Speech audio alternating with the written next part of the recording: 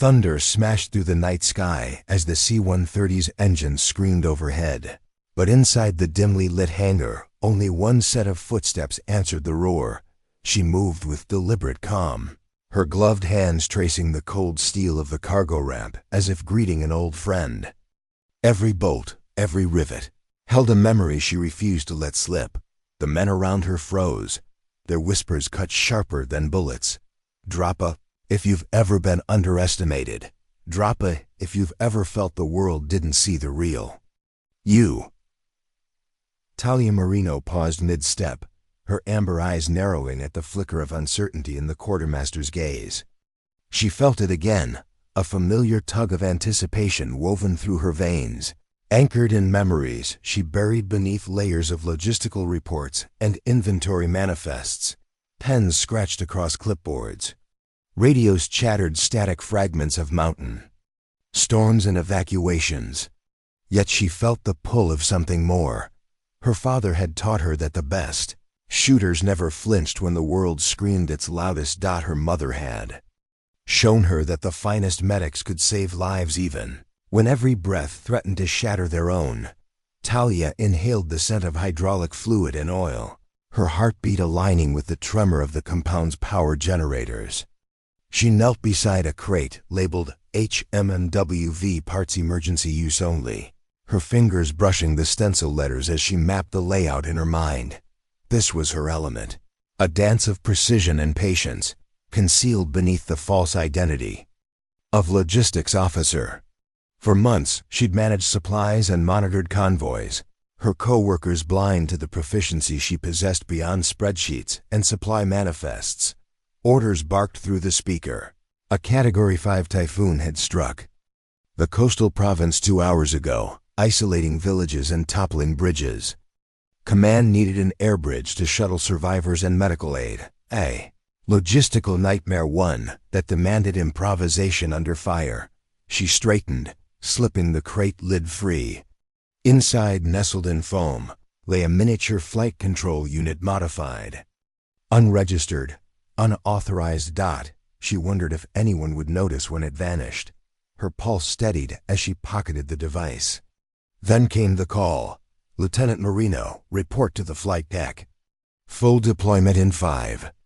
She forced a nod, checking her watch against the digital clock blinking on the wall. 6:47. The storm was closing fast. As she climbed the narrow stairs to the flight deck, the corridor lights flickered, stirring a memory, her father's voice, low and grave. You fly ghosts in the dark, Talia.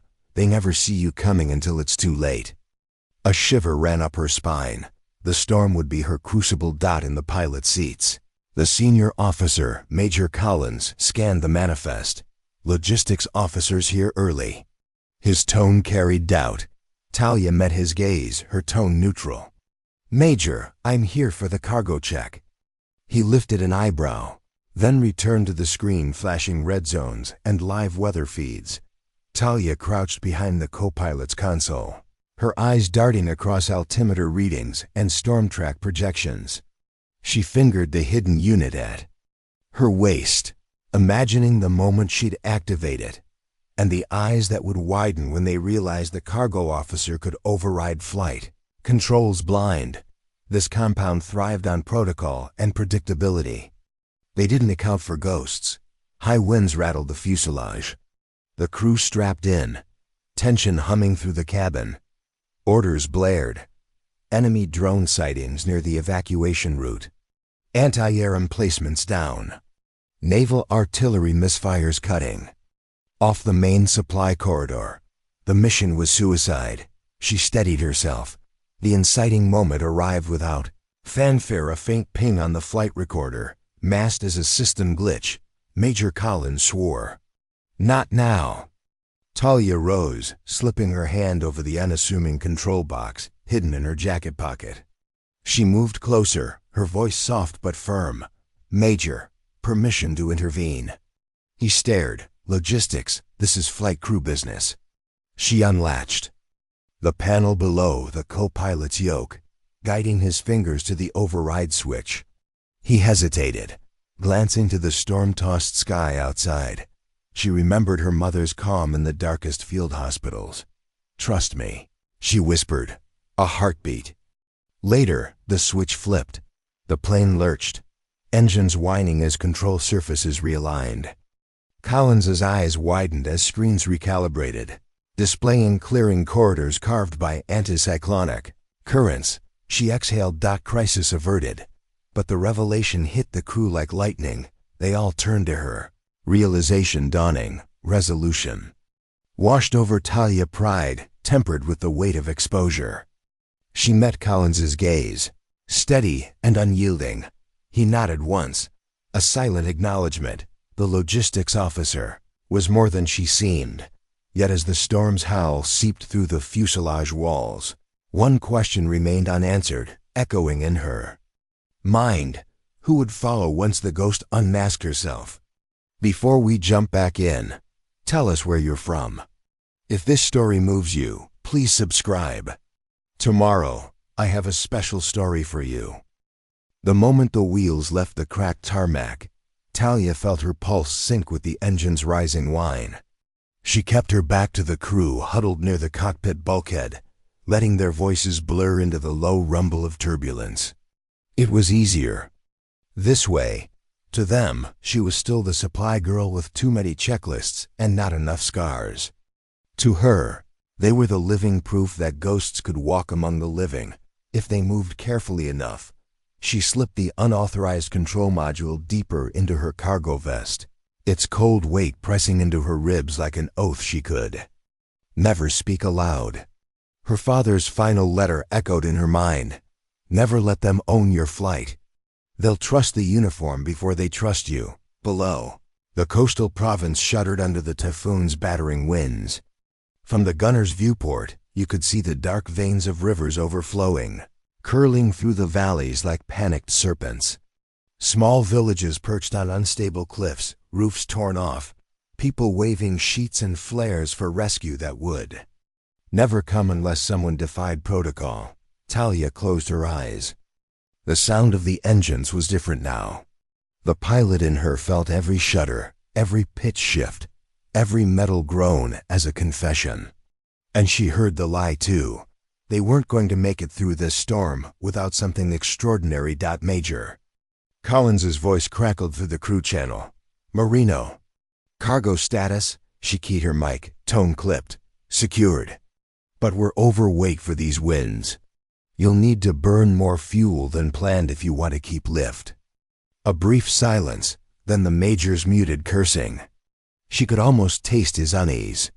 Logistics officers didn't talk like that, didn't think like that. She braced for the question. Sure enough, Collins's silhouette appeared at the end of the aisle, boots planted wide to counter the plane's lurching roll. "Lieutenant Marino," he said, keeping his tone casual for the crew's benefit. "You ever fly in storms like this?" She met his eyes steady. "Once." He waited. She didn't offer more. He sighed. "Get up here." The co-pilot, a fresh-faced lieutenant from the academy, shot her a look as she stepped up to the flight deck. He looked ready to protest, but Collins silenced him with a glare. Talia slipped into the jump seat behind the pilot's controls. She didn't touch the yoke, not yet. Instead, she pulled out her tablet, overlaying their projected path against the typhoon's real-time churn. The aircrew's chatter fell away as her fingers danced across the display. "Dead zone ahead," she murmured. "But we can ride the sheer line here." She traced a narrow corridor slicing through the storm's wall, and slingshot too. "The other side. It'll save fuel and time. But you'll need to cut altitude. Hard." Collins sucked in a breath. The co-pilot opened his mouth to argue. Then he caught the glint in Talia's eyes. He swallowed it down. "Do it," Collins said. The C-130 dipped sharply, shuddering as wind shear hammered its flanks. Loose straps swung like gallows ropes. Talia braced her boots against the bulkhead, eyes locked on the slipstream gauges. The roar of rain on the fuselage sounded like artillery. She felt the plane's reluctance, the metal's doubt. But beneath that, she heard the ghost's promise. "Trust me. I won't let you fall. Drop a if you've ever had to trust yourself when no one else did. Drop a if you've ever hidden your best self until the world needed it most. A sharp jolt snapped her focus back. The co-pilot hissed as alarms flared, fuel lines flashing amber warnings. Talia leaned forward, one hand hovering over the unauthorized module. Her thumb brushed the toggle. Not yet. Not until the last second. They punched through the worst of it like a fist through silk. Lightning forked across the nose, illuminating the crew's stunned faces. Then suddenly, the winds eased. The turbulence softened, replaced by an eerie, howling calm. They'd found the eye. Collins's breath fogged the inside of his mask. You just saved our asses. Talia didn't answer. She was already scanning the set feed. On the edge of the eye's calm, a convoy of stranded evacuees flickered on. Her screen scores of people huddled in trucks and makeshift shelters, cut off by flooding. We can't land a C-130 in that clearing, the co-pilot said. No way, Talia's mind spun through options. If they waited for the storm to pass, half those people would be dead. If they tried to parachute in supplies, they'd scatter in the winds. One option remained, the one she'd sworn she'd buried. She looked at Collins. Authorize me for Ghost Protocol. He stared. That's not, authorize me. Her voice cut through the storm, sharper than the wind. Collins saw it then, the pilot buried under the logistics badge. The ghost in her eyes. Do it. He whispered. She flicked the module switch. The cabin lights dimmed as the override kicked in. Autopilot disengaged with a soft beep. The yoke stiffened in the co-pilot's trembling grip. Talia's fingers closed around it, confident and steady. The air shifted. Even the metal seemed to hush, remembering her touch. She angled the plane into a slow, deliberate circle over the Fongo. Stranded convoy. Below, families clung to tarps and sandbags, their faces lifted toward the roar in the sky. She keyed the external comms, her voice low and certain. This is Echo Actual. Hold your position. Supplies inbound. The co-pilot gawked. Echo Actual? That's the call sign for... Collins just smiled, grim and proud. For ghost pilots. The ones who never show up on the roster but save everyone anyway. Talia's heart thundered, but her hands stayed calm. She guided the massive bird into a precise drop pattern, doors rolling open as crates of food, medicine, and blankets tumbled into the waiting arms below. Each drop hit within meters of the convoy's heart. Impossible. Precision in a typhoon's eye. The radios exploded with cheers and sobs, but in the cockpit, silence reigned. No one spoke. They just watched the ghost do her work. When the final crate cleared the ramp, Talia banked the plane toward base, the storm closing behind them like a secret. Collins leaned in, voice low. Who trained you? Talia didn't look away from the controls. My father and my mother. And a few more ghosts you've never met. The Major's gaze was heavy on her profile. They'll want you to do this again. She nodded, a shadow of a smile playing at her lips. They don't know I never stopped. Outside, the clouds swallowed the horizon, a reminder that some secrets never stay buried. A faint light on the module blinked red. Talia frowned. An encrypted message scrolled across her private feed. Hello, Ghost. We see you. She swallowed. Her hands tightened on the yoke. The storm wasn't done with her yet. End of Part 2. The typhoon's dying roar was still chasing them down the runway when Talia's boots hit the tarmac. The sudden silence of the base, punctuated only by distant hums of backup generators, felt wrong after the cockpit's screaming winds. She stripped off her headset, scanning the hangar's shadowed corners for watchers. They'd all seen enough to whisper now about the logistics girl, who'd flown a C-130 like it was stitched to her spine. She felt their eyes like rain on metal. She'd lived her whole life beneath that hush, the loaded glances that wondered who she really was. Her father had told her once, if they're looking, you're still alive. If they stop, that's when you run. The message on the module still pulsed in her mind. "Hello, Ghost, we see you." She hadn't decrypted it yet. She didn't dare in the open. Instead, she slipped it into a sealed compartment behind her locker's false back panel. Her room smelled like industrial soap and aviation grease, the faint scent of a woman who refused perfume because it clung to you long after you left the compound. In the shower, hot water hissed over her shoulders, washing the salt from her skin. She braced her hands against the tiled wall, eyes closed as her mind replayed every second of the storm run. The tilt of the wings, the bite of the wind shear, the way the C-130 had answered her like a loyal hound. She should have felt relief, but the message's phantom lingered. Someone knew. Someone was watching. She dried off, slipped into base-issue sweats, and opened her tablet on the narrow bunk. One by one, she keyed in her decryption phrases. Her father's old call sign, her mother's blood type. A single Latin phrase her sniper mentor had etched into her rifle stock, aut inveniam viam aut faciam. "I will find a way or make one." The module's tiny screen flickered to life. One line glowed back. "Echo Actual, you are activated." Talia's heart stuttered. She hadn't heard that name in 8 years. Not since the Black Outpost had burned. Not since the desert night when she'd flown a crippled drone across enemy lines to cover a squad pinned by insurgents. They'd given her a new name after that, Ghost. She'd buried it under forms and manifests and dull-eyed command briefings. Until now, a second message scrolled onto the module, Operation Firebreak. "Rendezvous, Hangar 6, 0300. She checked her watch. 221. Less than 40 minutes. Drop a. If you've ever had to answer a call you thought was dead and buried. Drop a, if you know that secrets never really die. Talia laced up her boots, every knot a memory of nights spent waiting for an extraction that never came. She layered her standard logistics uniform over a concealed harness of lockpicks, a carbon fiber sidearm holster, and a battered med kit. Each piece spoke of her mother's field triage lessons, her father's covert run drills. Carry light, think fast.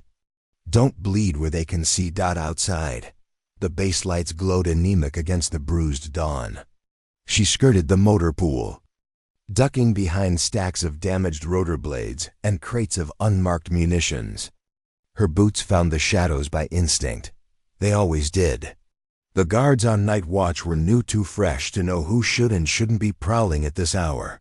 Hangar 6 rose like a grave marker at the compound's fringe. Its steel doors looked rusted shut, abandoned since the last round of budget cuts. She tapped the access panel with a gloved knuckle. Nothing. She tried again, this time entering a string of old override codes. The light flicked green for half a heartbeat, just long enough. Inside, the stale air smelled of oil and mold. Shadows clung to the rafters like waiting bats. At the hangar's center rested something she hadn't seen in years, an old SR-72 Blackbird variant, stripped of insignia, its matte black skin dulled by years of disuse. Her father had called these birds the angels no one admits exist. A figure stepped from behind the wing strut. Medium build, wrapped in a gray flight suit with no rank. His hair was cropped tight, but the scar across his temple glowed like a map line under the sodium light. "Marino," he rasped. His voice carried the dry, clipped weight of someone who hadn't spoken her name in too long. Didn't think the ghost still knew how to answer the bell. Didn't think they'd still have my number, she shot back. Her hand hovered near her hidden sidearm. The man lifted both palms. "Easy. If I wanted you dead, I'd have left you in that storm." She studied him. "What's Firebreak?" He stepped aside, revealing a battered projector rig hooked to the Blackbird's open side hatch. The schematics flickered across the fuselage, satellite arrays, enemy cum nodes, a network that looked too big to hit and too fragile to fail. "Enemies got eyes everywhere," he said. "They've locked out half our drone feeds. We need someone who can get in, ghost them from the inside, and exfil before they know what hit him." She barked a short laugh. You want me to fly?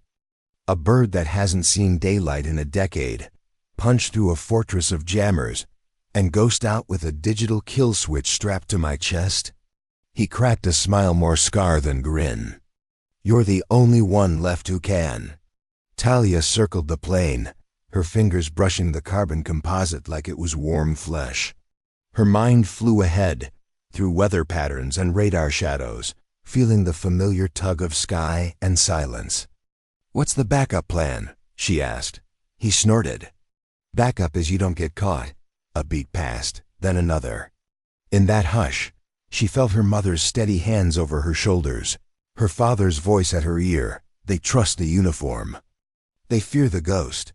She turned back to him, her eyes hard as storm glass. Prep the bird. Wheels up at 05. He nodded, shoulders easing. Welcome home, Echo Actual.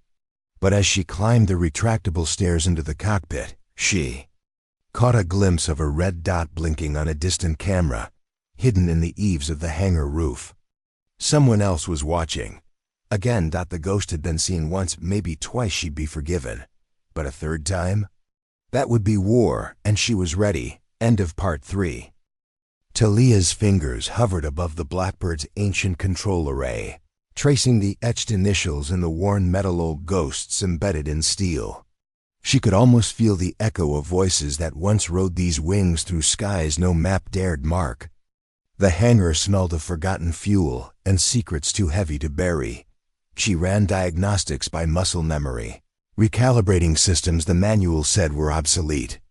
Her mind broke the night into pieces, each switch, each click, each green light blinking back at her like a whispered promise that this bird would still fly. That she would still fly. The scarred handler Jensen watched from the shadowed gantry, arms folded, his eyes sharp but resigned. He said nothing as she cinched the module to the SR-72's nav rig. No words were needed. The truth stood between them like a third Ghost. 300 gave way to 0400. The storm had moved on, but its bruised clouds still loomed over the base, shrouding it in uneasy hush. On the flight line outside Hangar 6, a lone technician with clearance, too old to question, topped off the Blackbird's tanks, eyes fixed on the ground. Jensen checked his watch. 5 minutes. Talia zipped her jacket higher, the collar brushing the back of her neck like her father's calloused hand once did before every launch. Keep your throat warm, Talia. You can't scream orders with frozen vocal cords. She smiled at the memory, an edge of steel hidden in softness. The cockpit closed around her like a sarcophagus, sealing her inside the thin line between life and legend. The hum of the turbines rose as she spooled the engines. One warning light blinked, red fuel pressure minor leak. She ignored it. Ghost pilots didn't beg permission from faulty sensors. Jensen's voice crackled through the internal comms. Echo Actual, you are cleared to taxi. No chatter on departure. Once you hit the blackout ring, you're on your own. She toggled the external feed. The base stretched out in shadows and security drones. A pair of rookies leaned against a Humvee, oblivious, arguing about who was pulling KP duty come dawn. None of them looked at the Blackbird taxiing like an unmarked hearse.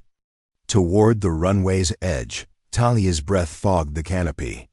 She tasted metal, salt, and the edge of fear that always came just before the wheels lifted off. Hello, Ghost, we see you. The message still pulsed in her mind. Like a curse stitched into her bones. She pushed the throttle. The Blackbird's nose lifted, tires screeching on cracked concrete, then silent, sweet, and total as gravity loosened its grip. The ground fell away. Drop a. If you've ever stepped back into the life you swore you'd left behind, drop a. If you know the feeling of flying when you're supposed to be invisible. At 30,000 feet, the horizon bled into indigo. The operation was laid out on her HUD in pale ghost lines, sat uplinks, enemy towers, overlapping fields of jammers. Her mission was a blade's edge. Slip through, patch the feed.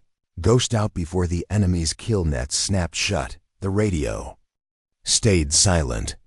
She didn't need words. Her hands spoke the old language, one switch at a time. An hour into the run, the first warning pinch. A flicker on the infrared. 2 hostile interceptors climbing from a hidden airstrip, their signatures ghost-masked to look like commercial craft. But they didn't mask well enough for her eyes. She banked the SR-72, folding its profile into the darkness. Below, the ocean churned black and indifferent.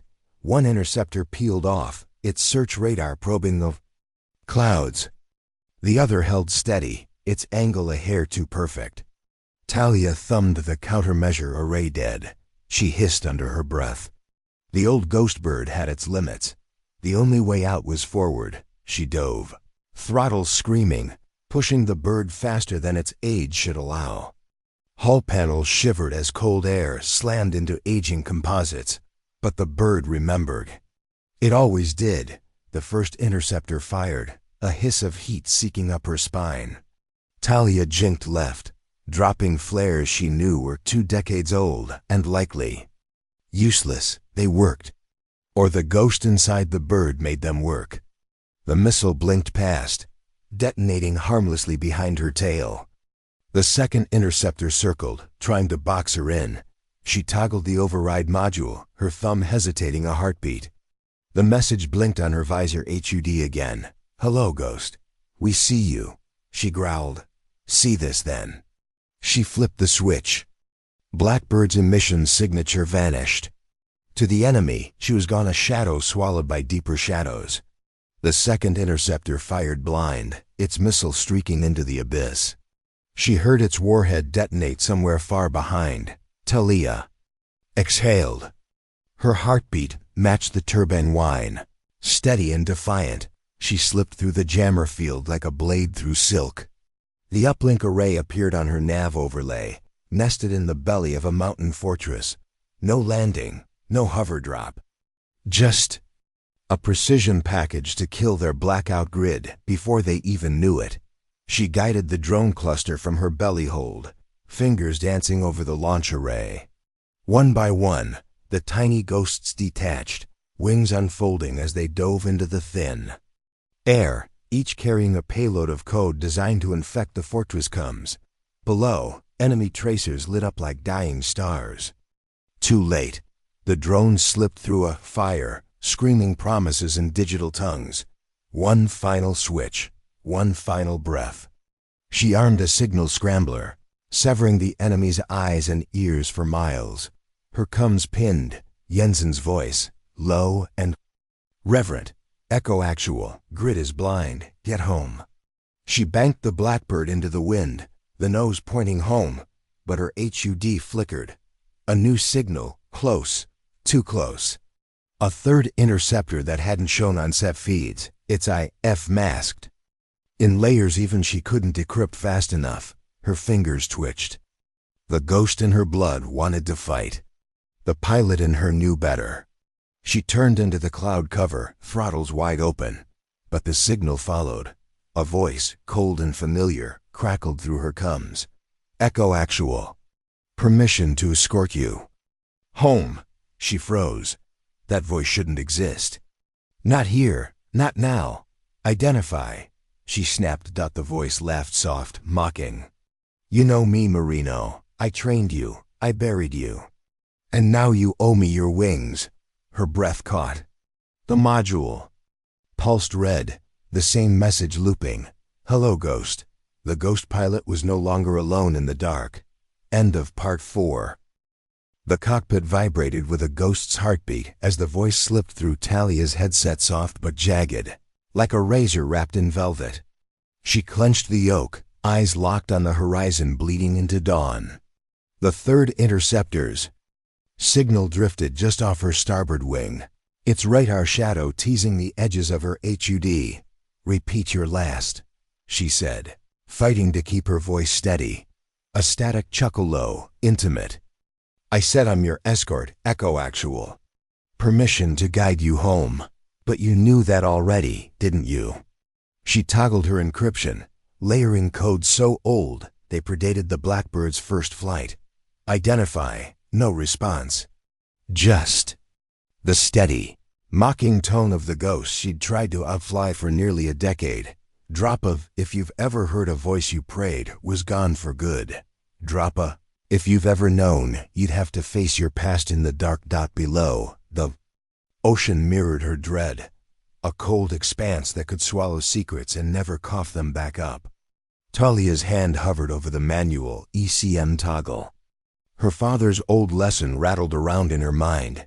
If you can't outrun the hunter, make the hunter lose you. She keyed the comms again. You're off channel. I don't see you on scope. Confirm tail number. Silence. Then the voice dropped an octave. Tail numbers don't mean much when you fly dead birds, Marino. Or did you forget what you promised when you took the Ghost Protocol? Her gut twisted. She could almost see him, the mentor turned phantom, the one they said died during this desert burn. But the burn hadn't taken him. It had taken everything else. Let me guess. She shot back, her fingers tightening around the throttle. They kept you on ice while the rest of us took the heat. He laughed again, soft as grave dirt. You always did see too much. Don't worry, I'm not here to haunt you. Just to finish what you started. The signal pulsed closer. Talia's threat board lit up a lock tone flashing yellow. The other pilot was reading her flight envelope, testing her angles. Playing with his prey. She nosed the Blackbird higher, riding the slipstream. The old bird bucked under the strain. Fuel levels dipped into the red. She needed base, but base felt 1,000 miles away. Listen to me, the voice said, suddenly calm. Jensen sold you out. They didn't send you to clear the grid. They sent you to light the beacons. They want you visible, traceable. You're bait. Talia's jaw clenched. Prove it. A ping and encrypted data spike flashed through her HUD. It spooled out flight logs, her orders, the hidden subroutine that broadcast her IFF on open bands the second she crossed the grid. She'd been marked from takeoff. Her stomach dropped through the floor. She thought of the supply crates she'd counted by hand. The hangar she'd mapped so no one could cut corners. All of it cover for a single vector back to her. Why? Warn me? She demanded. If you're still with them. The ghost laughed, softer now. Because you're mine to bury, Marino.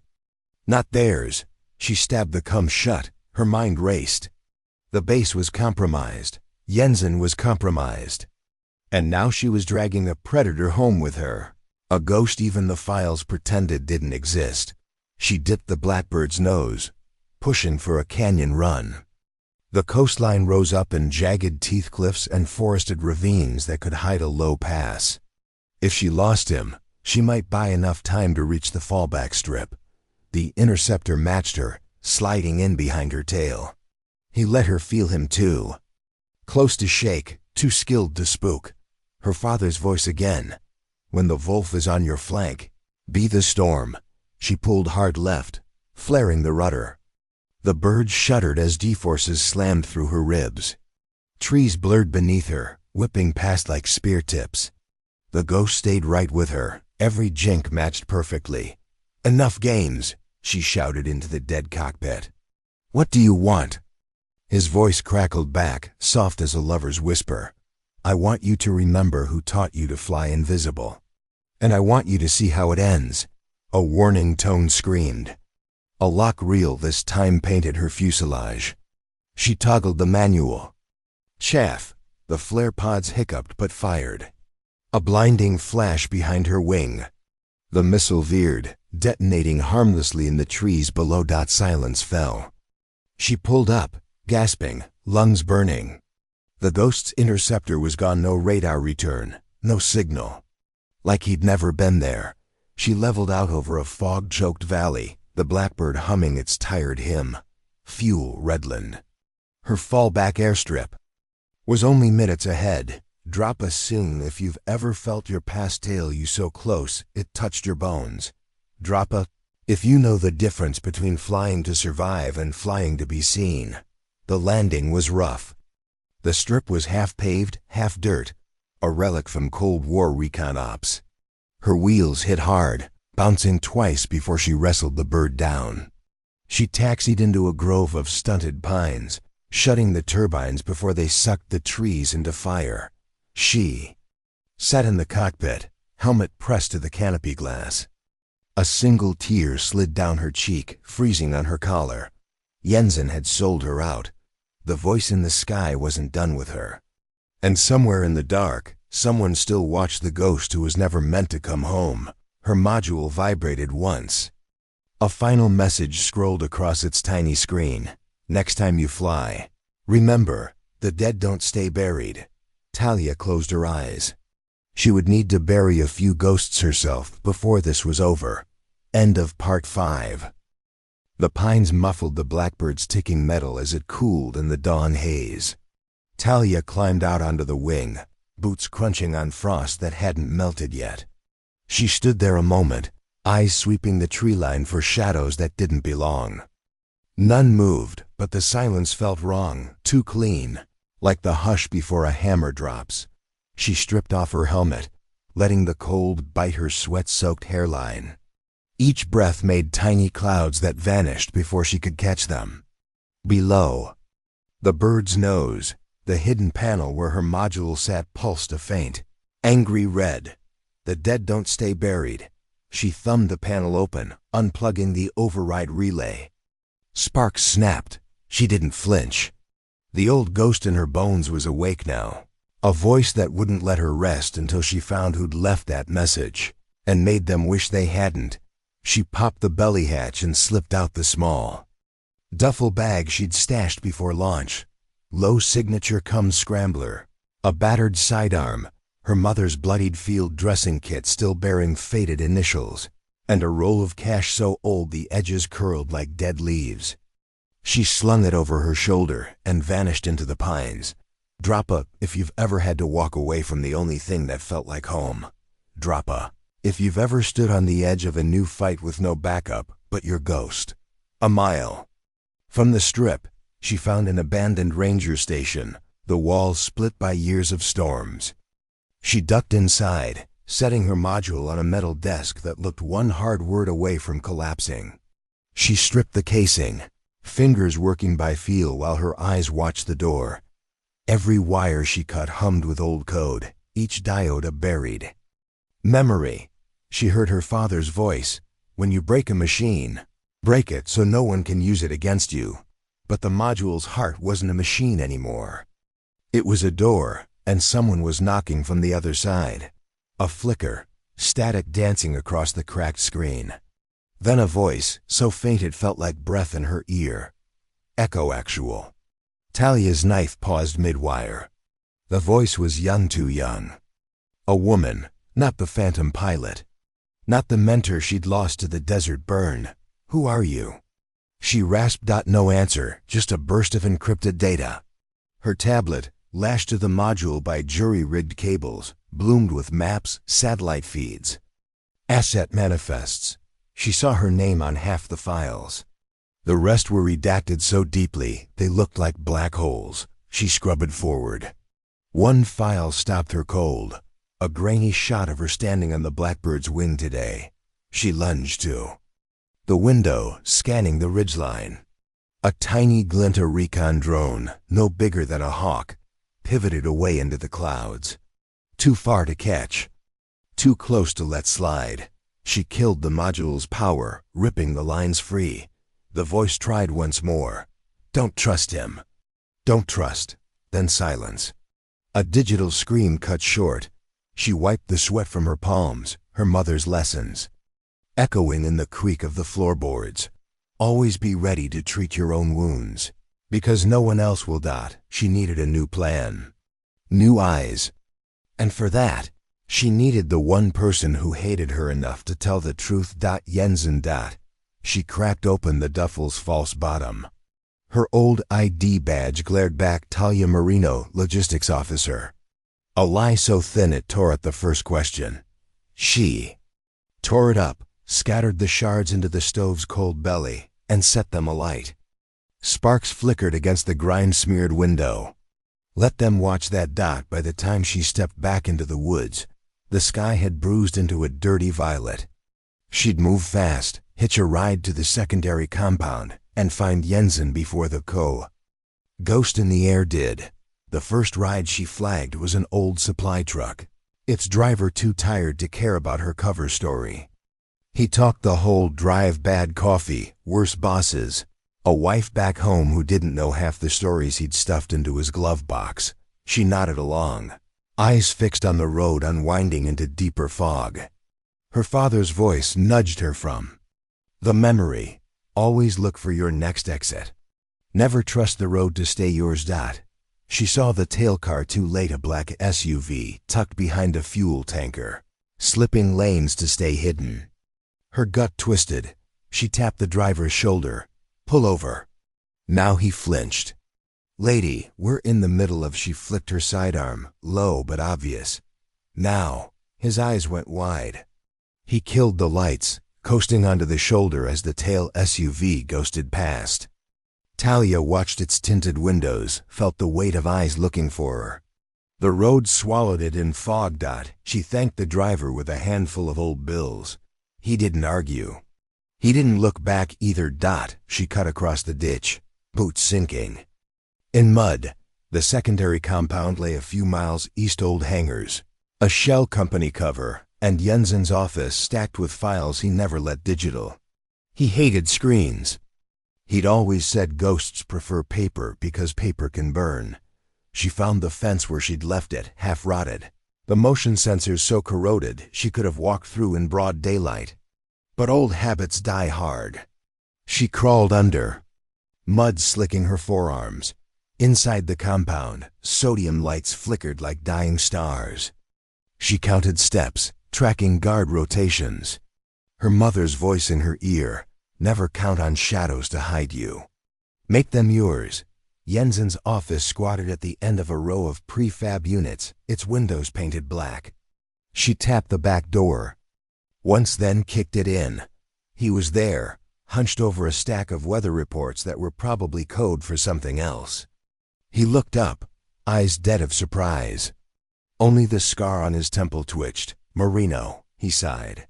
I wondered how long you'd. She leveled the sidearm at his chest. Save it. You sold me out. He shrugged, more tired than afraid. They offered a deal. You were going to burn anyway. Better you than all of us.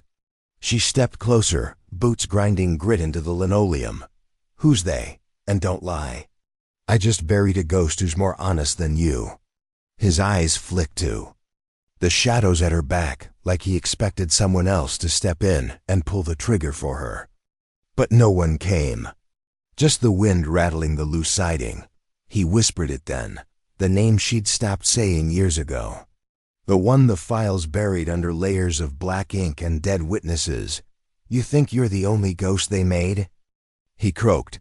You were the first prototype. He's the final. She pressed the muzzle into his breastbone. Where is he? Jensen's breath fogged in the cold. You'll never catch him. He wants you to find him. He wants you to see what you started. She pulled the trigger. Silencer barked. Jensen fell against his desk, a red blossom spreading across yellowed files. She didn't look away until his eyes did. Outside, sirens wailed, too late, too far. She slipped out the side door before the first boots hit the hallway. The module in her pocket vibrated again. One last taunt. Come find me, ghost. Talia set her jaw. She would. She'd burn every safe house and traitor that hid him. This time, the dead wouldn't get up again. End of part 6. Talia ran until the sirens blurred into the wind. Her boots pounded through brittle weeds, cutting a path toward the old utility tunnel that still connected the outer compound to the train depot a mile beyond the perimeter. Her mother used to say secrets hide best in places nobody wants to clean. She prayed it was true tonight. At the tunnel mouth, she braced one hand on the rusted hatch. Her pulse thundered in her ears, but her mind was cold. Jensen's last words repeated in her skull like a stuck radio. You were the first prototype. He's the final. She flicked on her penlight. The beam sliced through the dark, catching old footprints half buried under dust and rat droppings. She stepped over them, careful not to disturb the trail. If he wanted her to find him, she'd oblige, but on her terms. Droppa. If you've ever chased a ghost you knew would ruin you. Droppa. If you've ever learned your own legend was a lie. Halfway down the tunnel, her comms module buzzed. Like a wasp in her pocket. She hesitated, thumb hovering over the toggle. Part of her wanted to crush it under her boot. Another part her father's voice again. Listen to the trap. It'll tell you where the teeth are. She clicked it on. The ghost's voice, smooth as oil, poured through the tiny speaker. Going somewhere, Echo Actual? She swallowed the acid on her tongue. I'm done playing your games. Where are you? Closer than you think, he purred. But I'm not your enemy tonight. I'm your last clue. Go east, the old relay station. You remember it, don't you? Her grip tightened around the module. I remember burning it to the ground. A laugh, sharp as broken glass. And yet here we are. You burned the frame, not the foundation. Go home, Talia. Let's see what you really left behind. The feed cut. The tunnel seemed to close in around her, shadows pressing against her lungs. She forced herself to breathe. To move. One step. Another dot at the far end. She forced open the rusted grate and emerged into dawn light. A freight train clattered by. On the main track, oblivious to the war chasing her heartbeat. She flagged a passing cargo hauler at the depot entrance. The driver, bleary-eyed and half asleep on stale coffee, didn't argue when she flashed an old badge and a wad of cash. The ride east was a blur, fog-soaked, pines giving way to burned hillsides where the wind still tasted of old ash. She closed, her eyes, head resting on the cracked window, letting her mind rewind to that night, the outpost burning, COMM towers crumbling under enemy shelling, and the orders that had come too late. Destroy everything. Leave nothing for them. Only she hadn't destroyed everything, had she? By the time they hit the old logging road, she'd stripped off the last of her base insignia. The driver dropped her near a gravel cut, too nervous to ask questions. She watched his taillights vanish into the morning gloom. Then she turned, boots crunching on frost, toward the relay station that should have been dust. It rose out of the trees like a ruined cathedral, skeletal metal struts, a collapsed antenna dish, concrete bunkers half swallowed by ivy. She slipped. Inside through a service hatch she'd blown open herself all those years ago. The air reeked of mold and old fuel. Inside, the main chamber looked untouched, burned scars climbing the walls like ghosts reaching for daylight. She circled the room, boots brushing aside decades of grit, until her toe hit metal. A floor hatch, welded shut once. Now a tiny circle of fresh weld gleamed in the gloom. She dropped to one knee, fingers tracing the seams. Someone had come back. Someone had rebuilt. She rigged a silent charge from the supply pack on her belt. The explosion was more a sigh than a boom. The hatch swung open, revealing a ladder dropping into black. Down, down, down. Her mother's voice again. The worst wounds are always under the skin. She climbed. Droppa. If you've ever dug up a secret you knew would break you, Droppa. If you've ever gone deeper when you should have run. The lower chamber was cold, colder than the mountain should be. Generators hummed somewhere behind the concrete. Light flickered through wire mesh dividers. And there he was, the ghost. Sat in a metal chair at the far end, boots crossed at the ankles like he owned the bunker. The scar on his cheek glowed under the flickering bulbs. His eyes, those traitor eyes she'd once trusted to guide her bird home, never blinked. Talia, he said, her name a sin on his tongue. Welcome back to the nest. She leveled her sidearm. You wanted me here. Start talking. He leaned forward, hands clasped like a confessor's. You always thought you were the only ghost, the first, the last. But you were just the test case, Talia. I was the mission. You were the proof it could work. She stepped closer, boots scraping concrete. Work? What worked? Splicing a pilot with a code network, running missions no one could trace? He smiled, thin and brittle. You did it first. They just perfected it with me, and now, he lifted his hands. A drone behind him whirred to life, its camera lens flickering like a blinking eye. Now we show them what they made. Her finger tightened on the trigger. Shut it down, he shrugged. You can't kill me, Talia. If you do, the network scatters feeds every file, every lie, every kill list to 100 black sites. You'll bury the secret, but the world will choke on the corpse. She fought the tremor in her chest. He saw it. He smiled. You want the truth? He whispered. You were never a ghost. You're the signal they buried the bodies under. She fired. The round hit his shoulder, spinning him from the chair. He crashed against the drone rack, sparks fountaining as circuits fried. The drone shrieked, lens spinning. She dropped to a knee, firing again, 2 rounds into the drone's core. It tumbled, smoking. He groaned, blood smearing the wall. Doesn't matter, he rasped. You can't kill the network. You are the network. Every flight, every override you broadcast them. You're the lighthouse they built for their darkness. She stepped over him, eyes on the tangle of servers behind the mesh. Her father's voice rose through the roar in her skull. If you must burn, burn it so bright they can't hide the truth. She tore the charges from her belt, placed them one by one along the server racks, each beep of the arming sequence a heartbeat. The ghost at her feet laughed through bloodied teeth. You'll just prove them right, he croaked. She stared down at him, gun leveled at his skull. Maybe, but I'd rather die clean than live dirty. She fired, the final charge armed. The bunker lights flickered as sparks danced across the mesh. Talia ran for the ladder, boots slipping on blood and oil. She climbed. She didn't look back. The relay station skeleton belched fire into the dawn as she burst into the tree line. Debris rained through the branches, lighting the frost like dying stars. Her module, half dead in her pocket, spat one last message. You're clear, for now. She dropped it, crushed it under her heel, and kept running. Some ghosts stayed dead. Some didn't, but she was done letting others decide which she would be. Talia didn't stop running until the smoke from the relay station faded behind the ridgeline.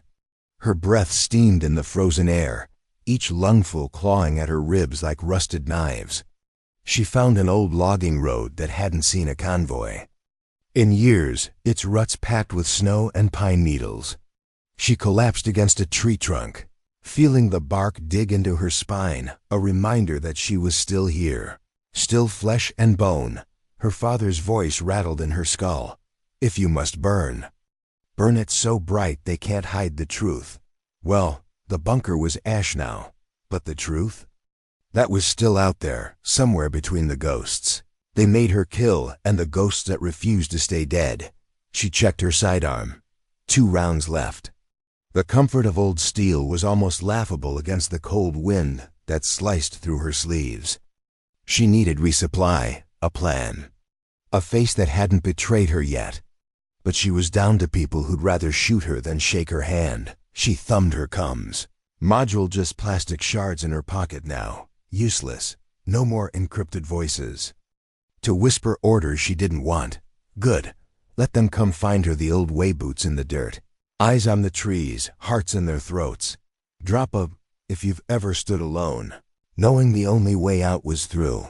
Drop a, if you've ever made peace with the ghost you had to become. She pushed herself upright, legs trembling. She replayed every word the ghost pilot had spat at her. You're the signal they buried the bodies under. Maybe he was lying. Maybe not, didn't matter. Either way, she had to rip out the root of it or bleed trying. A memory surfaced old. Intel maps, a training facility the network never marked on digital logs. Hidden under the cover of a medical evacuation hub. Officially, it didn't exist. Unofficially, it was where they'd taken the raw material for ghosts like her. Maybe the final node still slept there, its operators smug in their off-grid bunker. Believing she was too busy running to find them, she snorted. Bad bet. Talia started walking, boots crunching the frozen road. She moved like she'd moved through the desert burn, one step, one breath, no wasted motion. She found an abandoned ranger cabin by dusk, its single window boarded tight, the chimney clogged with bird nests. Good enough. She built a small fire in the hearth, wrapping herself in an old oilcloth. Her mother's bloodied field kit lay open.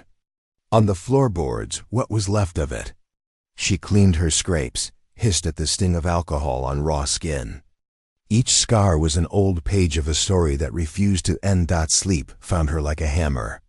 She dreamed of the cockpit, the ghost pilot's eyes in the dark, and her father's voice threading through it all.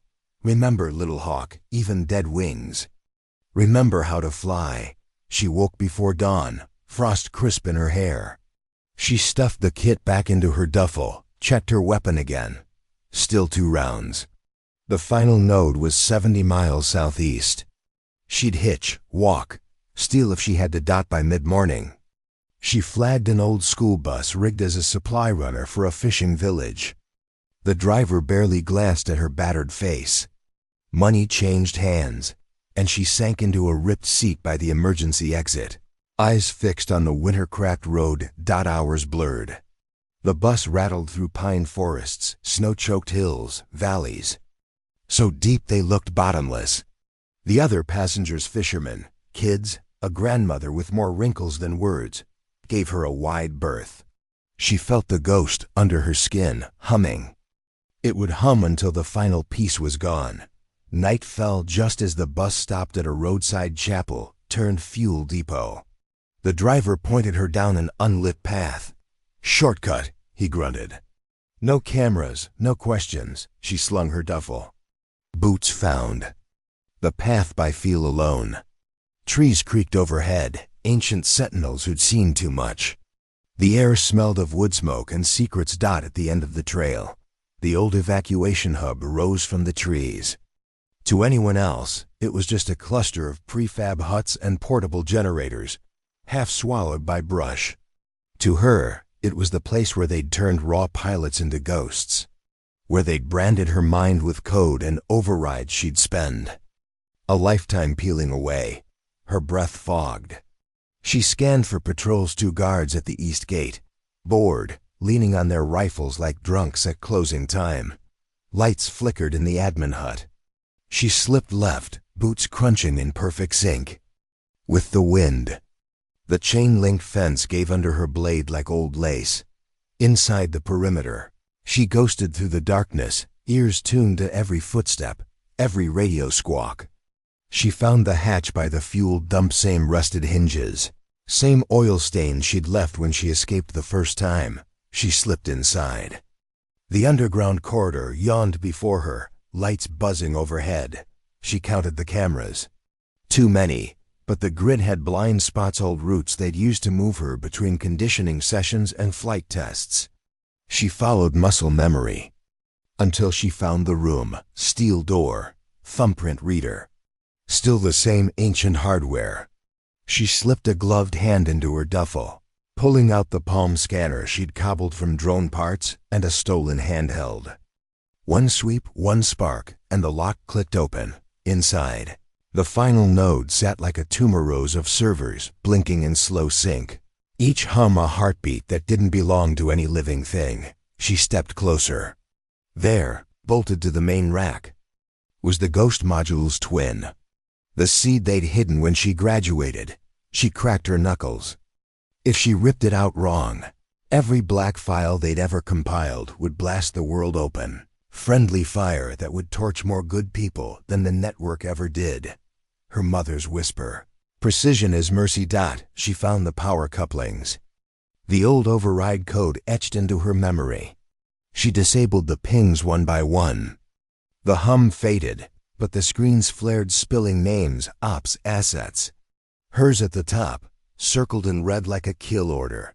She pulled a drive from her pocket, slotted it into the node's port.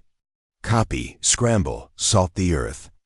If she survived, she'd Leak what mattered to the people who still believed in oaths. If she didn't, someone else would. The hallway lights shifted. Footsteps. Heavy boots, too disciplined for bored rent-a-cops. She pulled her sidearm, pressing her back to the server stack. 2 rounds, 1 heartbeat at a time. The door slammed open. A shape stepped in, helmet, visor, silenced SMG sweeping the room. One of the ghosts who stayed loyal. She fired first. Round in the throat. The man gurgled, dropping to his knees, his gun clattering across the tile.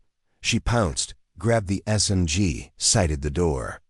Another shape lunged through. She stitched a line across his chest, felt his last breath shudder out. Alarms screamed. Red strobes painted the bunker like a slaughterhouse. She yanked her drive free, pocketed it. Time to vanish. Droppa. If you've ever burned your last bridge just to see what waited on the other side. Droppa. If you know that sometimes the only way out is through fire. She ducked back into the corridor, boots slipping on blood and spent casings. The compound above would be a hornet's nest by now. Helo spooling. Guards combing the trees. Good. She wanted them to look. Wanted them to chase the ghost one last time. And when they found her, they'd learn she'd buried the network in the same dirt they'd tried to bury her. She hit the surface hatch just as the first spotlight swept the clearing. Bullets snapped past her shoulder. She dived into the tree line, cold air biting her lungs, the final node's death song humming. In her veins, she didn't look back. She didn't need to. She was the ghost. And this time, the only voice in her head was her own. Talia hit the tree line at a dead sprint, the cold slicing her lungs raw.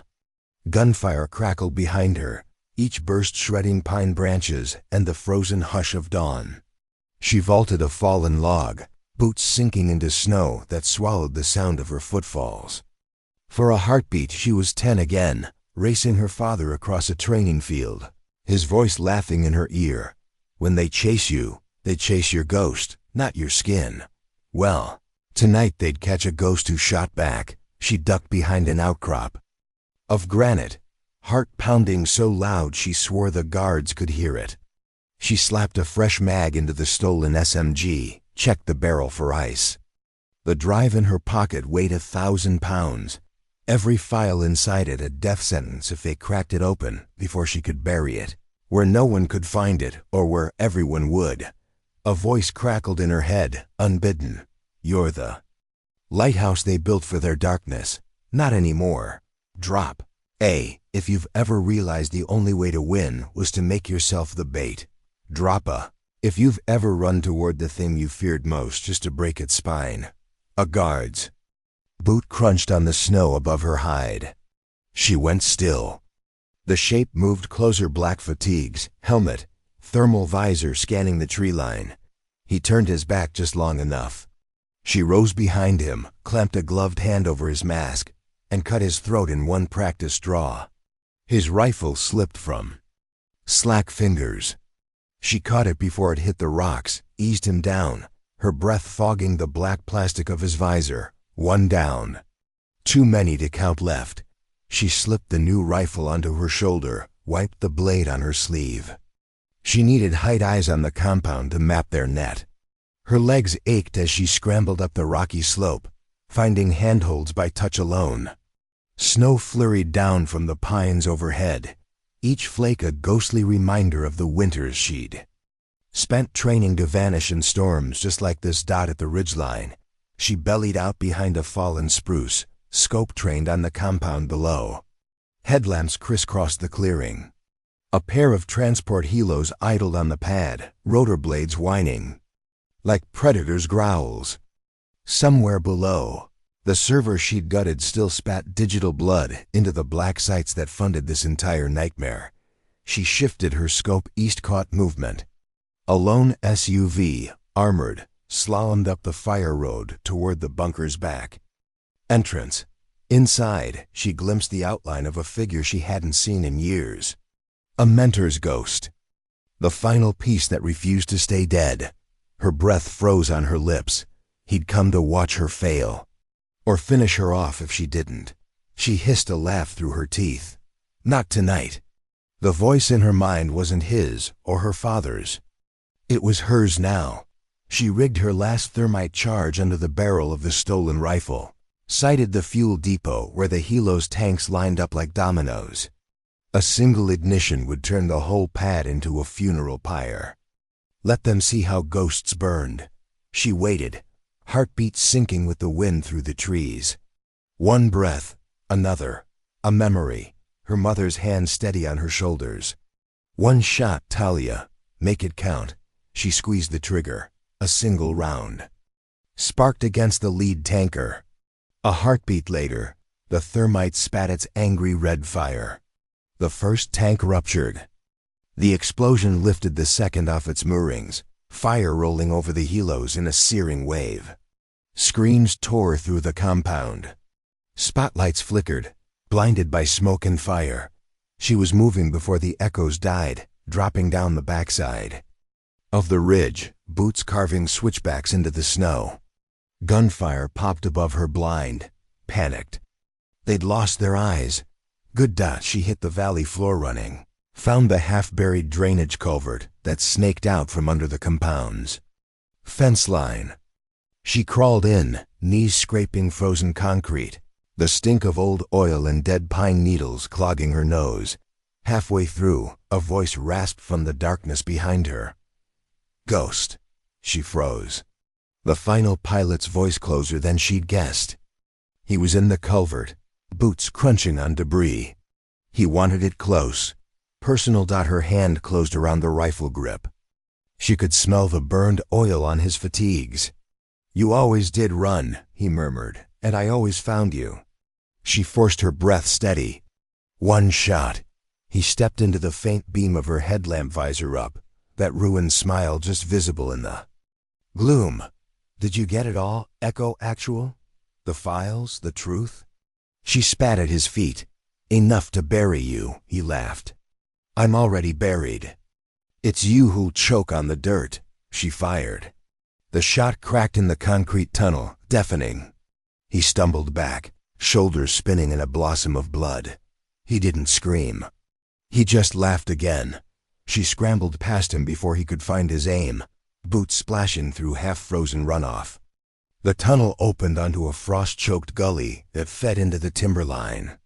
Her feet found the old hunter's trail that weaved through the birches, moonlight silvering the path ahead. Droppa, if you've ever chosen to survive when dying would have been easier. Droppa, if you've ever known the only way out was to stay hunted until you turned the hunt on its head. She climbed for hours, legs shaking with exhaustion.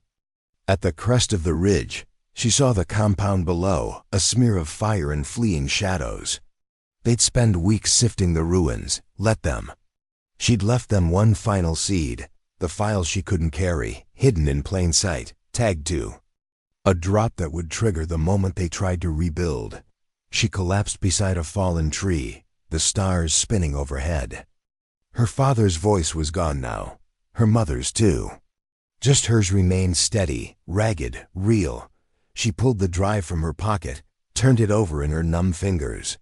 If she lived to see tomorrow, she'd find the right hands to take it. Someone who still cared about truth more than shadows. Her cums crackled once dead static that fizzled into silence. No ghosts left to whisper, just the wind. She closed her eyes. When she opened them again, she'd still be here. No more buried wings. No more ghost pilot, just Talia Marino alive, hunted and free. The frost clung to her boots like the past clung to her name. Talia rose from her shelter under the fallen spruce just before dawn, her breath fogging in the thin mountain air. The drive felt heavy against her ribs where she'd taped it under. Her shirt, her last insurance policy, the final spark that could burn down what the network had built on her bones. She listened. The forest was quiet, too quiet. No rotor wash yet. No dogs barking through the trees, but they would come. She knew that as surely as she knew her own heartbeat. She could feel the predator's patience settling over the snow like a fresh layer of lies. She needed a new name, a new vector. Somewhere to drop the truth before they snuffed her out for good. Down the ridge, a logging camp rotted in the frost. Half the cabins were gutted shells, their roofs sagging under decades of snow. But she knew these roads old timber switchbacks that snaked all the way to the coast. If she could reach the water, she could vanish. Or at least choose where they found her. Drapa, if you've ever known the only path forward was the one that hurt most. Drapas, if you've ever carried a secret that made your skin feel like armor and open wounds at the same time. She slung her stolen rifle, boots whispering through brittle underbrush. Her mother's bloodied field kit weighed her down. She thought of throwing it away, some relic that smelled of iodine and grief, but she couldn't. The same hands that once stitched her wounds had trained her to survive. Ghosts could be a burden or a shield. She picked her way through the camp, boots crunching old beer cans and frozen pine needles. In the clearing, an old snowcat leaned against a fuel shed. Tires flat, but the tank looked half full. A relic, but a chance. She popped the latch, climbed into the driver's seat. The ignition wires dangled like broken veins under the console. She stripped the insulation with her knife, twisting copper strands together, praying the old beast had one more roar left in it. The engine coughed, sputtered, caught. The whole frame rattled like a dying cough, but the tracks bit into the snow. She steered it onto the trail, throttle open, eyes scanning the tree line for the shimmer of glass that would mean a sniper's scope. Behind her, the camp disappeared into the woods. Ahead, the coast road unwound like a promise she'd yet to decide if she'd keep. Hours blurred. Pine forests gave way to barren hills, the road a broken ribcage of switchbacks and landslides. She heard the choppers twice far behind her, the sound swallowed by the wind. She wondered if they even wanted to catch her yet, or if they needed her to run so the story would write itself. Rogue pilot, traitor, asset gone feral, she snorted. Let them try. At dusk, she found an overlook where the mountains fell away to a valley stitched with frozen rivers. Beyond that open sea, black and bottomless. Somewhere out there waited the one contact she still trusted, a maritime handler, who owed her father an old blood debt. If she reached him, she could get the drive to open water, broadcasted on channels so old the network wouldn't smell the leak until the world drowned in it. She killed the snowcat's engine, ears ringing. In the sudden hush, the cold bit deep now, slicing through her layers, reminding her she was still flesh and blood. She knelt at the overlook, pulled the drive from her chest holster, turned it over in her raw fingers. Inside were names, faces, drone footage of the desert burn, dead ops they'd pinned on insurgents who never saw it coming. And her flight logs, the ghost flights she'd been forced to run when she was too young to know the cost. A branch cracked behind her. She spun, rifle raised, just. A fox, coat patchy, eyes hungry. It blinked at her like it knew she was the worst predator. She lowered the rifle, let it watch. Let something living see her. Unmasked, drop of, if you've ever wanted to be seen for the monster they made you before they buried you for it. Drop a, if you know there's freedom in burning the lie. Down to the last ember. Night fell like a hammer. She rigged a tiny campfire in the lee of a stone outcrop, flames low and hungry. She ate the last ration bar from her duffel, chewing like it was her last act of defiance. Maybe it was, she thumbed. Her battered comms relay. No signal, no pings. The only voice in her head now was hers. She tucked the drive inside a waterproof satchel, lashed it to her chest. If they came tonight, she'd bury it under her ribcage if she had to. Or under theirs. A faint hum drifted through the darkness. Not the wind, not the fox, rotors, small ones, drones. She felt the air change, smelled the ozone of high-voltage rotors slicing the frozen hush. She slid into the brush, eyes locked on the orange pinpricks bobbing over the ridgeline, recon units. Scanners to paint her heat signature for the big birds that followed. She could run again. Or she could end it. Her mother's whisper, Sometimes, the only way to survive is to make the world too scared to keep you in a cage. She grinned, cold, true. She raised the rifle, flipped the selector to burst. The first drone dipped, camera lens, winking at her like an accusation. She stitched a line through its gimbal. Sparks spiraled into the snow. A chorus of alarms screamed from her stolen headset. The remaining drones scattered like startled wasps, but she knew the larger strike was already inbound. They'd read her location. They'd send everything. Good. She planted her boots, breath steady, the overlook at her back. No more running. The hunter turned prey turned storm. In the distance, a line of headlights snaked up the switchback black SUVs, armored, the final sweep team. The ghost pilot would be with them. He'd want to watch. He'd want to be the last face she saw. She welcomed him. She checked her sidearm, chambered her last round. Tucked it inside her jacket for when the rifle ran dry.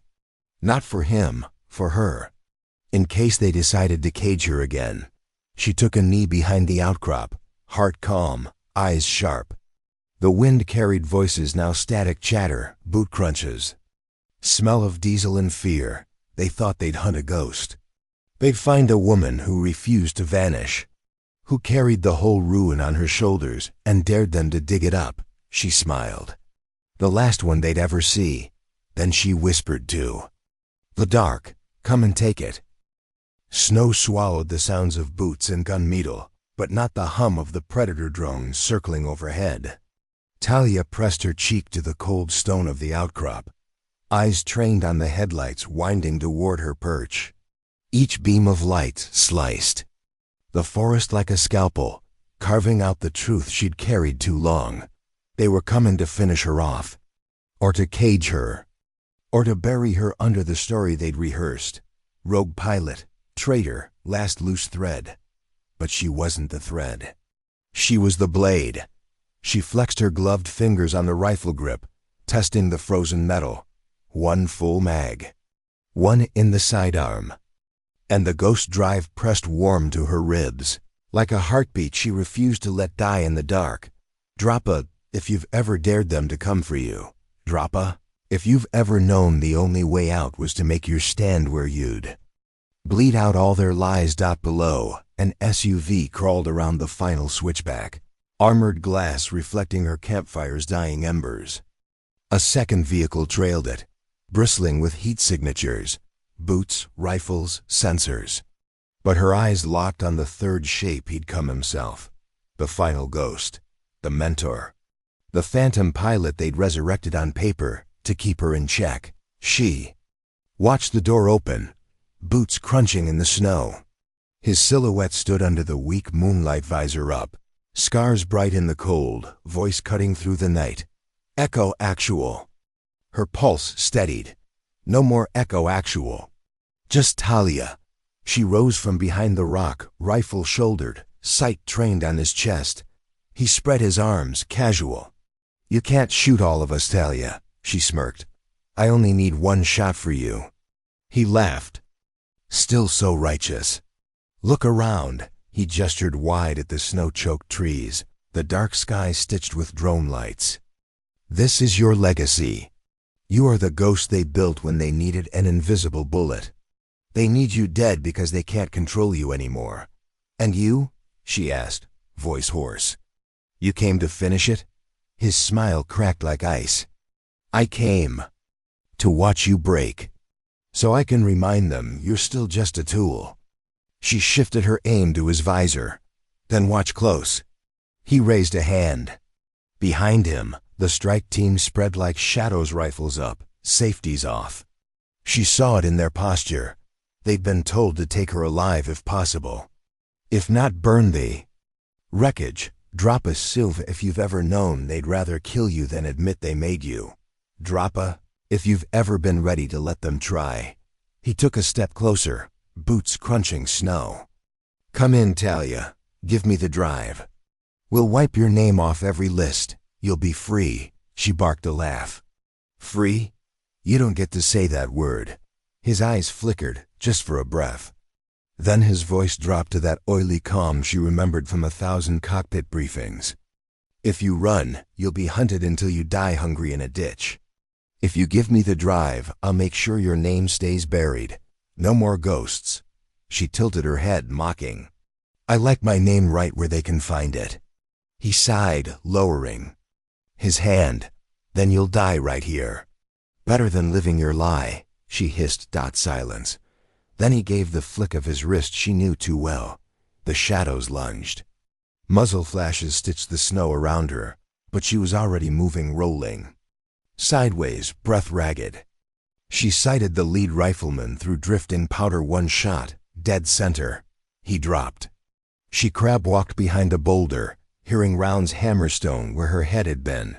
She peeked over. 2 more shapes advancing low, using the drifts for cover. She popped a burst at the lead shape, clipped his knee. He shrieked as his partner dragged him back. Above, drones dipped low, IR beams flickering like a predator's eye. She toggled the old jamming relay she'd pulled from her mother's field kit. It pulsed weakly, but true. One drone stuttered, spiraling into the trees with a hiss of burning plastic. The ghost pilot's voice came over the open channel, mocking. You can't win this, Talia. There's nowhere to go. She crawled through the brush, boots soaking through. Nowhere to go? That was the point. Let them come. Let them empty themselves here and leave nothing to rebuild. She found a better angle, shouldered the rifle. One target, then another. Short surgical bursts. One fell forward, face buried in snow. Another tumbled down the slope, boots pinwheeling. Silence. Her heartbeat drummed against her collarbone, but her hand stayed steady. The drive pressed against her skin. Still safe, still a promise. The final ghost stepped into view, alone now, pistol drawn. He looked smaller than she remembered, older, more human. You won't shoot me, he called, voice trembling. We're the same, Talia. We're all that's left. She stepped from cover, rifle up. Not the same. You sold it all for a lie. His jaw clenched. You think this leak will fix anything? You'll tear it all down, and then what? They'll build it back worse, she shrugged. Then I'll keep burning it. He aimed. So did she. A crack split the night. He staggered, pistol slipping from numb fingers. He looked down at the red spreading across his parka, eyes wide. They'll never let you go. She lowered her rifle, breath a ragged ghost in the cold. I know. He crumpled into the snow, a smear of shadow against the white. She stepped past him, boots sinking deep. The drones drifted overhead, but her jammer still pulsed weak but enough. She slung the rifle, shoulders sagging. The horizon split with the faint glow of dawn. The trees whispered secrets she wouldn't let them keep. She pulled the drive from her chest, turned it over once in her palm. Then she keyed the failsafe frequency her father had left her long ago. A burn signal that would scatter the files across old maritime bands, ham radio freaks, pirate news feeds.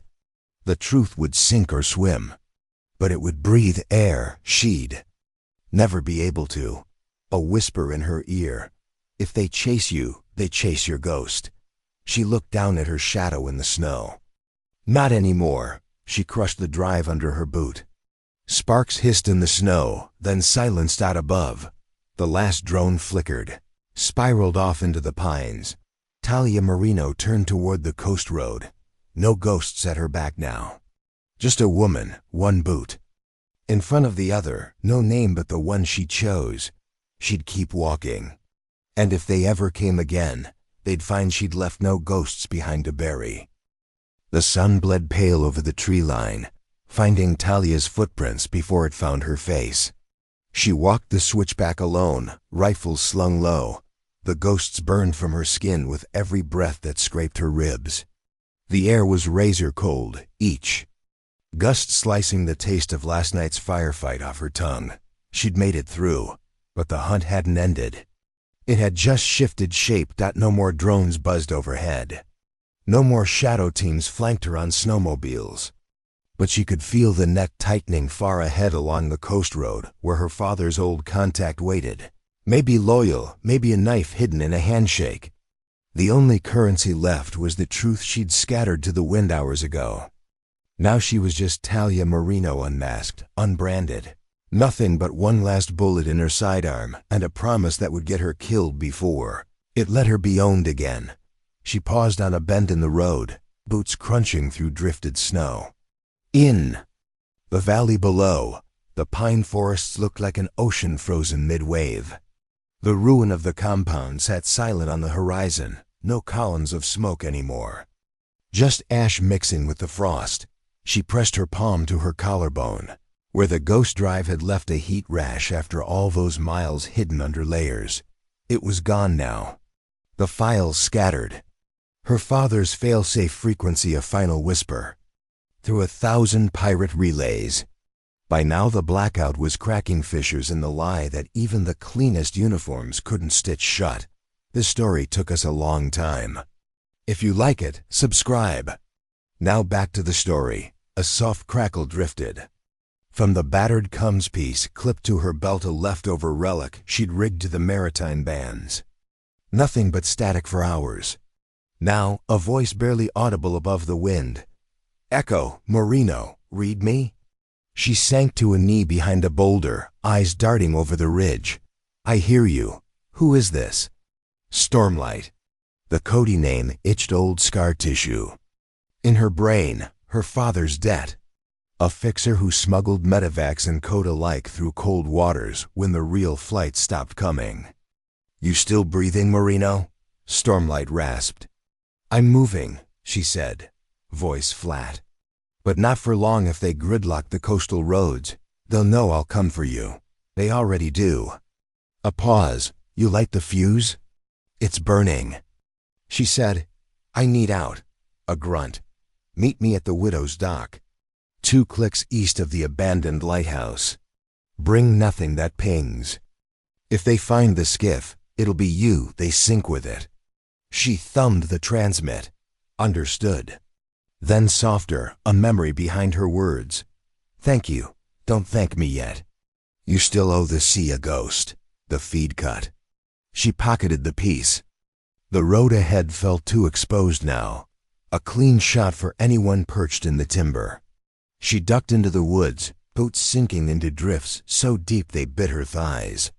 Her father's voice ghosted through the pines. "If they hunt you, don't run. Straight. Hunt their eyes first." She zigzagged downhill until she found an old switchyard power lines long since cut, the towers skeletal and leaning like tired sentries. She slid her rifle into the snow, stripped out the mag, wiped it clean, then reloaded. It felt heavier than it should. Or maybe that was just her bones. She hadn't slept since she crushed the drive. Didn't dare. Rest was where they crawled in through the cracks. She found the old ranger trail that hugged the valley floor.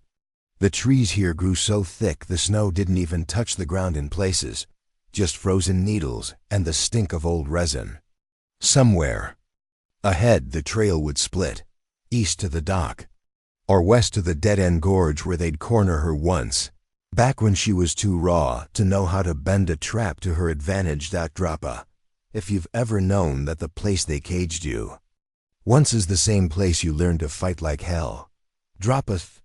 If you've ever walked backward into hell, just to see who'd follow. She saw the fresh prints before she heard the breath, a set of boot treads half covered in frost, pacing at the fork in the trail. She dropped low, heartbeat going needle. Sharp, a shape stepped from the brush, a kid, maybe 20, fatigues too big for his shoulders. His eyes flicked to hers and widened. He lifted his rifle, but his hands shook. He'd been told she was a monster. He'd been told she was something less than human. He wasn't wrong. But he wasn't ready for the truth either. She rose slow. "Palms up. You don't have to pull that trigger, kid." He swallowed, barrel bobbing. "They said you'd run." She smiled, sharp as the cold. "They lied." He flinched. She lunged, knocked the rifle from his grip, pinned his shoulder to the trunk of a pine. His breath fogged her cheek. For a heartbeat she saw herself in his eyes. Wild, starved, the ghost they'd trained into her. "Who's on the dock?" she hissed.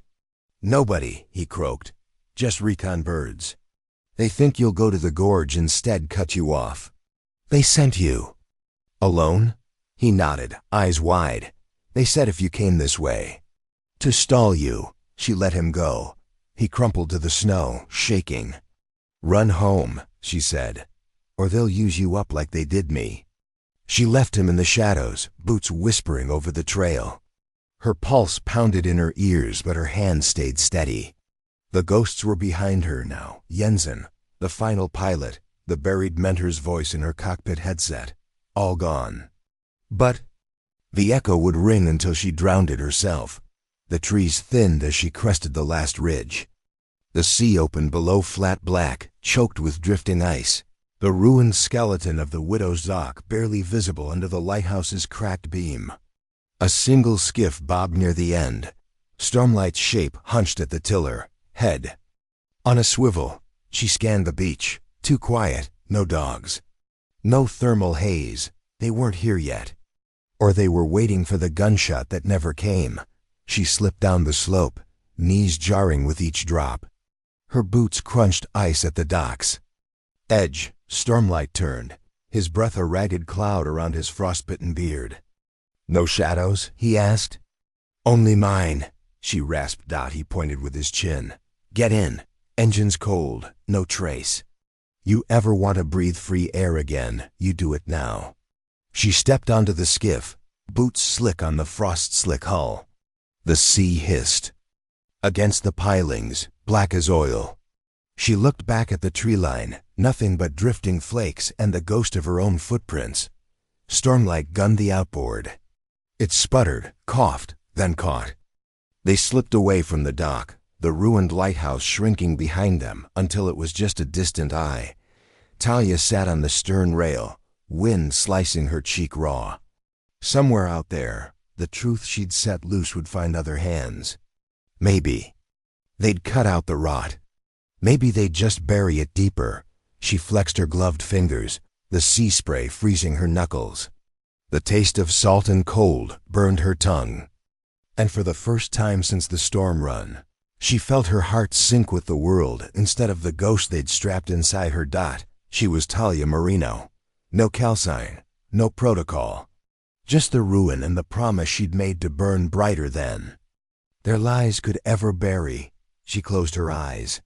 When she opened them again, the lighthouse was gone, and so was the ghost. The cutter's spotlight sliced through the sea fog like blades, pinning the battered trawler in an arena of white. Talia braced her boots against the rolling deck. Her fingers clamped around the rail as Rosa throttled the engines hard enough to rattle the hull. The radio squawked on an open channel, warnings in clipped code. Orders barked like she was livestock that had strayed too far from its pen. But she wasn't going back in the pen. Not tonight. Not ever. Rosa leaned out the wheelhouse window, her grin a cracked promise. "They think we'll heave to." "They think wrong," Talia said. She felt the truth humming under her ribs, a phantom heartbeat that matched the rolling slap of the black water against the hull. Somewhere behind her eyes, her father's voice whispered the same lesson he'd taught her at 12. The only way to stay free is to fly when they clip your wings. Drop a if you've ever been ready to stand alone, even when the water's cold and the night is darker than your ghosts. Drop a if you've ever known that one spark of truth can sink a whole fleet of lies. The spotlight panned across her face, then settled on the drive's flickering beacon, still pinging its final echoes across the open water. A voice snapped through the loudspeaker on the lead cutter. Tinny and arrogant. Unidentified vessel. Heave to, prepare to be boarded. This is your last warning. Talia bared her teeth at the white beam, her sidearm heavy in her palm. Rosa gunned. The throttles, spray hammering the deck. The trawler bucked, cutting an arc toward the deeper channel where even the cutters would hesitate to follow without risking the reef. "We're not fast enough," Rosa shouted. "They'll catch us before we hit the rocks. They only need me," Talia yelled back. If they want a ghost so bad, they can come get her. She pushed away from the rail, boots skidding across the salt slick deck. She popped the last flare from the emergency kit, cracked it to life, and jammed it into the scupper. A column of sparks shot skyward, red smoke curling like a beacon for every predator on the water. "You're insane," Rosa muttered, eyes wide. "Better than dead," Talia rasped. A burst of gunfire stuttered over the waves' warning shots, or maybe the opening salvo if the boarding team got too twitchy. Talia didn't flinch. She holstered the sidearm, climbed the wheelhouse ladder, and scanned the black water. The lead cutter closed in, fast gray hull gleaming under the spotlights, bow wake slamming the swells flat. "Rosa," she barked over the wind, "hold them in tight. Let them think we're cornered." "We are cornered," Rosa shot back. But she throttled down just enough, the trawler rolling broadside in the searchlight's glare. A boarding skiff detached. From the cutter's port, David Foreshadows hunched low, rifles bobbing. Talia counted them by their footfalls, the way her father once taught her to track a kill through blowing sand. 1 round left.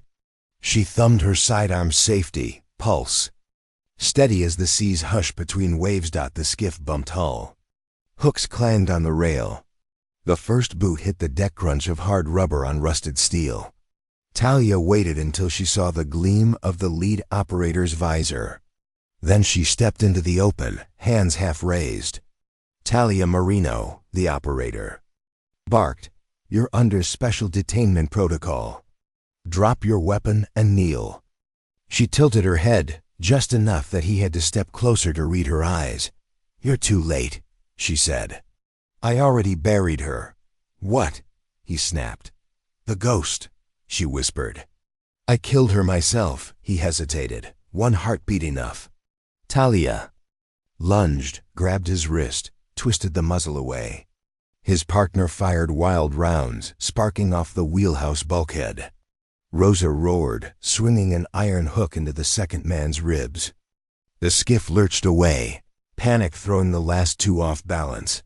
Talia slammed her knee into the lead man's chest, wrested his rifle free, and turned it on the third shadow climbing the rail. 3 shots center mass. He toppled backward, splashing into the black water. Gunfire erupted from the cutter's deck bullets, snapping through the wheelhouse windows. Rosa dragged the throttles wide open, engines screaming protest.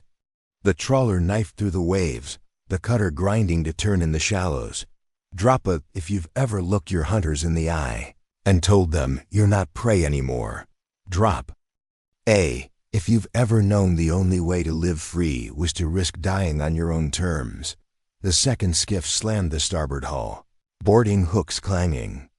Talia dropped the stolen rifle, drew her sidearm. The deck lurched under her boots. 3 more shadows vaulted over the rail. She fired once, hit the lead man in the knee.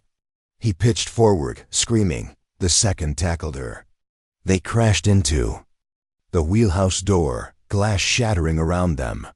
She rammed her elbow into his faceplate once, twice, until it cracked. His weight went slack. She kicked free, the cold stinging her palms as she scrambled up. A single boot crunched behind her. She spun, the barrel of her sidearm slamming against a visor. The ghost pilot. The one who never died.